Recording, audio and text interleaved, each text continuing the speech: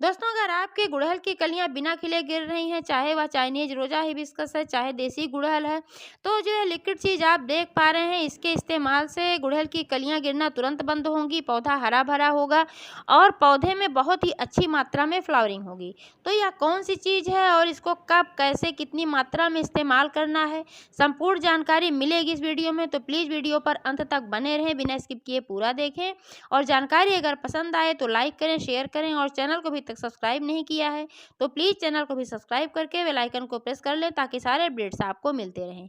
नमस्कार दोस्तों, स्वागत है मेरे YouTube channel gardening with Poonam में।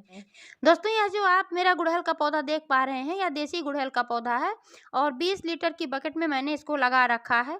4-5 वर्ष पुराना पौधा है और ठीक तरीके से चलता और फ्लावरिंग करता है। अभी 1.5-2 महीने पहले मैंने इसकी हार्ड प्रूनिंग की थी, तो इसमें नई नई शाखाएं निकल करके आई हैं और इसमें कलियां बनना स्टार्ट हो गई हैं। अभी तक इसमें 4-5 वर्षों में कभी भी कलियां गिरने की समस्या नहीं आई थी। लेकिन दोस्तों, 4-5 दिन पहले मैंने देखा कि इसकी भी कलियां गिर रही हैं, तो मैंने तुरंत बारीकी से निरीक्षण किया, कहीं मेरे पौधे पर कीटों का अटैक तो नहीं हुआ है। क्योंकि जब कलियां गिरती हैं तो इनके 3 प्रमुख कारण होते हैं। वैसे छोटे-छोटे कई कारण होते हैं, लेकिन 3 प्रमुख कारण होते हैं। जैसे कि कीटों का अटैक जब हो जाता है तब भी कलियां गिरती हैं, चाहे वो मिलीबग्स हों, एफिड्स हों, स्पाइडर माइट्स हों, कोई भी कीट हो तो कलियां गिरने लगती हैं। और दूसरा प्रमुख कारण होता है पानी की अधिकता या कमी। जब आप बहुत ज़्यादा पानी डाल देते हैं तो जो जड़ें होती हैं कमज़ोर हो जाती हैं, जड़ें सड़ने लगती हैं और पौधा स्ट्रेस में चला जाता है, तो फिर कलियां गिरने लगती हैं। और जब मिट्टी ज़्यादा ड्राई होती है, मिट्टी की नमी ख़त्म हो जाती है, तब भी कलियां गिरने की समस्या होती है। और तीसरा बड़ा कारण है दोस्तों, पोषक तत्वों की कमी। पोषक तत्वों में विशेष तौर पर पोटेशियम, कैल्शियम, मैग्नीशियम, इन सभी तत्वों की जब कमी होती है तब पौधा कलियां गिराने लगता है। कई कंडीशन में जब प्रोटीन की कमी होती है तब भी कलियां गिरने लगती हैं, या फिर कलियों का विकास नहीं होता है, या फिर कलियां गिरने लगती हैं। आयरन की भी कमी कहीं ना कहीं थोड़ा बहुत जिम्मेदार होती है, लेकिन इसको निश्चित रूप से नहीं कहा जा सकता केवल आयरन की कमी से कलियां गिरती हैं। वो आयरन एक सभी लक्षणों में शामिल हो सकता है केवल, कि आयरन की भी कमी से गिरती हैं, लेकिन खास करके पोटेशियम, मैग्नीशियम, कैल्शियम, इन सब चीज़ों की भूमिका होती है। इसके अलावा दोस्तों, जब मौसम चेंज होता है तब भी कलियां गिरने लगती हैं। बहुत अधिक ठंडा मौसम हो जाता है तब भी कलियां गिरने लगती हैं, जब ओवर वाटरिंग वगैरह होती है। और जब बहुत तेज़ धूप लगती है, बहुत अधिक गर्मी पड़ती है, ज़्यादा देर धूप में पौधा रहता है, तब भी कलियां गिरने लगती हैं। तो दोस्तों, मेरे पौधे को मैंने ध्यान से देखा तो पानी की तो समस्या है नहीं, क्योंकि मैं पानी संतुलित मात्रा में ही अपने पौधे को देती हूँ। और जो कीटों की बात है तो इस पे कीड़ों का भी अटैक उस तरीके से नहीं हुआ है। सिर्फ एक कली में मुझे दिखाई दिया कि एफिड्स का अटैक हुआ है, तो एक कली पर है, तो इसको भी मैं इस पर ट्रीटमेंट कर दूंगी, ये भी खत्म हो जाएगा। और बाकी कलियां जो हैं या पत्तियां हैं, कहीं पर भी किसी प्रकार के कीड़े नजर नहीं आ रहे हैं। तो ये 2 चीज तो क्लियर हो गई कि इन सब चीजों की समस्या नहीं है। अब बचता है पोषक तत्वों की कमी। तो निश्चित रूप से अगर मेरे पौधे की कलियां गिर रही हैं तो इसमें है पोटेशियम की कमी। और आज मैं ऐसे ही फर्टिलाइजर का इस्तेमाल करने वाली हूँ जो कि पोटेशियम रिच होगा और साथ में कीटनाशक का भी काम करेगा।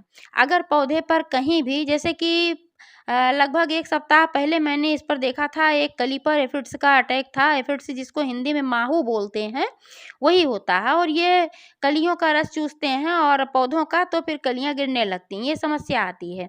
लेकिन पौधे पर और कहीं नहीं था, एक कली में, एक गुच्छे में मैंने देखा था, तो मैंने ट्रीटमेंट किया था वॉशिंग पाउडर और बेकिंग सोडा का। तो उससे 2 दिन मैंने किया था, सिर्फ ज़्यादा नहीं किया था। तो 2 दिनों में वो पूरा का पूरा खत्म हो गया था। लेकिन अभी आज मैं देख पा रही हूँ कि एक कली पर, यहाँ पर इसमें फिर से एफिड्स का अटैक मुझे दिखाई दे रहा है। लेकिन और जो कलियां हैं, पत्तियां हैं, कहीं भी एफिड्स हैं या किसी प्रकार का कोई भी कीड़ा नजर नहीं आ रहा है। तो दोस्तों, जिस चीज का मैं इस्तेमाल करने वाली हूँ वह है फिटकरी। फिटकरी के इस्तेमाल से पौधा जो होता है उसमें पोटाश की मात्रा अच्छी मिल जाती है, क्योंकि फिटकरी जो होती है ये पोटाश का बहुत ही अच्छा स्रोत होती है। इसमें पोटेशियम अच्छी मात्रा में पाई जाती है, इसलिए फिटकरी को पोटेशियम पोटाश एलम के नाम से भी जाना जाता है। और फिटकरी जो होता है एंटीबैक्टीरियल भी होता है, कीड़ों को भी खत्म करने की क्षमता होती है, तो ये दोनों काम करेगा। दोस्तों, सबसे पहले मैं बता दूं कि फिटकरी का इस्तेमाल कैसे करना है। तो फिटकरी का इस्तेमाल आप 2 तरीकों से कर सकते हैं। एक तो लिक्विड फॉर्म में और दूसरा डायरेक्ट गमले की मिट्टी में दबाकर कर सकते हैं। लेकिन मात्रा सेम होगी, चाहे आप लिक्विड में कर रहे हैं, चाहे गमले की मिट्टी में दबा रहे हैं। मात्रा का ध्यान रखना बहुत आवश्यक होता है। अगर बिल्कुल कम मात्रा में इस्तेमाल किया जाता है तो कोई फ़ायदा नहीं होता है, और मात्रा ज़्यादा हो जाती है तो पौधे को नुकसान पहुँचता है, पौधे की पत्तियाँ पीली पड़ सकती हैं और पौधा जल सकता है। तो इसलिए मात्रा का विशेष ध्यान रखें। अगर आपका कंटेनर 18-20 इंच का है तो ज़्यादा से ज़्यादा आप 4-5 ग्राम फिटकरी का इस्तेमाल करें। जैसे कि आप देख पा रहे हैं मेरा ये बकेट है, तो इसमें मैं 4 से 5 ग्राम का इस्तेमाल करती हूँ। दोस्तों, जब आप मिट्टी में दबाते हैं फिटकरी को तो धीरे-धीरे जब उसमें आप वाटरिंग करते हैं तो उसके पोषक तत्व रिलीज होते हैं और पौधों को फ़ायदा पहुंचाते हैं। तो वो धीरे-धीरे धीमी गति से निकलते हैं और वो लगभग 1 महीने का समय लेते हैं। तो इसलिए दोबारा इस्तेमाल करने के लिए 1 महीने का वेट आपको करना चाहिए। जल्दी-जल्दी नहीं इस्तेमाल करना चाहिए। टाइमिंग का भी ख़्याल रखना बहुत आवश्यक होता है। तो अगर आप इसका घोल बनाकर डालते हैं तब भी 1 महीने के बाद ही दोबारा इस्तेमाल करना चाहिए। तो आप चाहें तो इसको ऐसे मिट्टी में दबा सकते हैं, लेकिन मैं आज इसका लिक्विड इस्तेमाल करने वाली हूँ क्योंकि मुझे पत्तियों पर भी इसका स्प्रे करना है। तो इसके लिए मैंने पहले से तैयारी करके रखा हुआ था। 1 लीटर पानी में मैंने फिटकरी को कूट-पीस करके डाल दिया था। क्योंकि जब पाउडर बना कर के मैंने डाल दिया था, वैसे भी फिटकरी घुलनशील होता है, लेकिन जब पाउडर बनाकर मैंने डाला था तो जल्दी ये घुला। 3-4 घंटे पहले मैंने इसको डाल कर के रख दिया था और अभी आप देख पा रहे हैं कि बढ़िया घुलकर तैयार हो गई है। तो अभी इसका इस्तेमाल मुझे करना है और आप यहाँ देख पा रहे हैं कि मैंने इसमें लिया हुआ है बाल्टी में जो रखा हुआ है ये दाल और चावल का पानी है। तो जो दाल का पानी होता है इसमें प्रचुर मात्रा में प्रोटीन पाया जाता है, इसके अलावा भी कई पोषक तत्व पाए जाते हैं।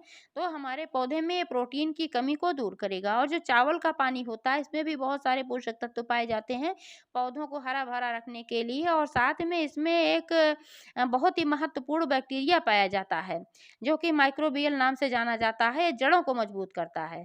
तो इसलिए इसमें चावल और दाल का पानी है और इसी में मैं जो यहाँ पर ये फिटकरी मैंने रखा हुआ है घोल बना करके डिब्बे में, तो इसमें आधा मैं इसमें डाल दे रही हूँ क्योंकि बहुत ज़्यादा मात्रा में मैं डालूंगी फिटकरी तो नुकसान करेगा। तो मुझे पानी डालकर डाइल्यूट करना था, तो यहाँ पर मैं चावल और दाल का पानी मैंने लिया हुआ है, इससे मेरे पौधों को पोषक तत्व भी अच्छी मात्रा में और मिलेंगे। तो यहाँ पर आधा मैंने डाल दिया है और आप देख पा रहे हैं यहाँ पर डिब्बे में आधा भी बचा हुआ है। अब इसका इस्तेमाल मैं पत्तियों पर छिड़कने के लिए करूँगी। लेकिन इसको इस्तेमाल करने के लिए भी डाइल्यूट करना पड़ेगा क्योंकि अधिक मात्रा में जब करूँगी तो पत्तियाँ जल सकती हैं। दोस्तों, अगर पत्तियों पर मैं इसका इस्तेमाल करूँगी तो सिर्फ़ कीटों के लिए ही नहीं फ़ायदेमंद होगा बल्कि पत्तियों के माध्यम से भी पौधा पोषक तत्व ग्रहण कर लेता है।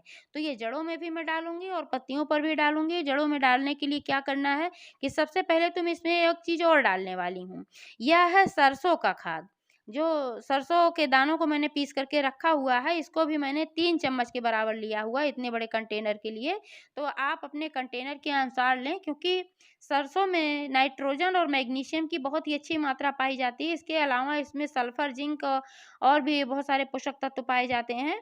तो ये गुड़हल के पौधे के लिए और सभी पौधे के लिए बहुत ही बढ़िया होता है। इससे पौधा हरा-भरा भी होता है क्योंकि नाइट्रोजन और मैग्नीशियम जो होता है, इससे इसमें पत्तियों का विकास होता है, ब्रांचेज़ का विकास होता है, पौधा हरा-भरा रहता है, क्लोरोफिल का निर्माण बढ़िया होता है। तो इसलिए इसमें ये जो नाइट्रोजन, मैग्नीशियम होता है बहुत ही फ़ायदेमंद होता है। इसके अलावा सरसों के इस्तेमाल से गुड़हल में अच्छी मात्रा में कलियाँ भी बनती हैं और फ्लावरिंग भी अच्छी मात्रा में होती है। इसलिए गुड़हल के लिए सरसों का खाद बहुत ही अच्छा होता है। तो इसमें मैंने सरसों का खाद डाला हुआ था लगभग 20-25 दिन पहले।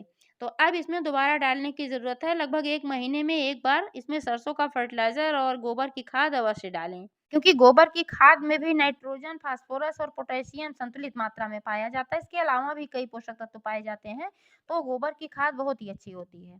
तो आप देख पा रहे हैं यहाँ पर मैंने लिया हुआ है 3 चम्मच के बराबर और इसको ऐसे ही मिट्टी ऊपर से निकालने के बाद यहाँ पर ऐसे ही डाल देना है। इसको डालने के बाद फिर ये मिट्टी जो है ऊपर से फिर से इस पे डाल देना है। इस तरीके से कवर कर देना है इसको, जो इसमें सरसों का फर्टिलाइज़र मैंने डाला है। और कल भी मैंने इसमें एक फर्टिलाइज़र डाला था, वो केले के छिलके से बना हुआ फर्टिलाइज़र था। क्योंकि केले के छिलके में पोटेशियम बहुत ही अच्छी मात्रा में पाया जाता है, तो कल मैंने इसमें केले के छिलका का फर्टिलाइज़र दिया था और बहुत ज़्यादा मात्रा में नहीं दिया था, क्योंकि मैं जानती थी कि आज मैं इसमें फिटकरी का भी फर्टिलाइज़र देने वाली हूँ। तो अगर ज़्यादा मात्रा में उसको देती और इसको भी ज़्यादा मात्रा में दे देती तो पौधा खराब हो जाता है, इसलिए मैंने अल्प मात्रा में दिया था, डाइल्यूट करके दिया था, उसको भी मैंने लिक्विड बना कर के दिया था। तो और उसके साथ मैंने इसमें हल्दी पाउडर भी 1 चम्मच डाला था। अगर आपने मेरा वीडियो कल वाला देखा होगा, तो आपने देखा होगा कि मैंने किस तरीके से इसमें इन सब चीज़ों को डाला था और कैसे मैंने केले के छिलके का फर्टिलाइज़र बनाया था।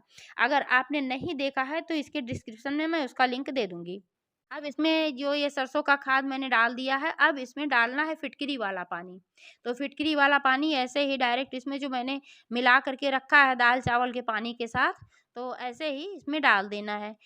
इस बात का ध्यान रखना चाहिए कि जब भी आप कोई लिक्विड फर्टिलाइज़र दें, चाहे फिटकरी का हो, चाहे दाल-चावल का पानी हो, प्याज़ के छिलकों का हो, केले के छिलके का हो, किसी भी छिलके का लिक्विड फर्टिलाइज़र अगर आप डाल रहे हैं, तो मिट्टी को ड्राई करके ही रखना चाहिए। गीली मिट्टी में कभी भी इस तरीके के फर्टिलाइज़र का इस्तेमाल नहीं करना चाहिए। एक तो जड़ें अवशोषित नहीं कर पाती हैं, दूसरे फंगस वगैरह लगने का भी भय रहता है, क्योंकि ज़्यादा गीलापन हो जाता है तो हानिकारक होता है। तो इसलिए मिट्टी को ड्राई करके रखना चाहिए। आप देख पा रहे हैं यहाँ मिट्टी ड्राई है और मैंने इसमें फर्टिलाइज़र फिटकरी वाला डाल दिया है।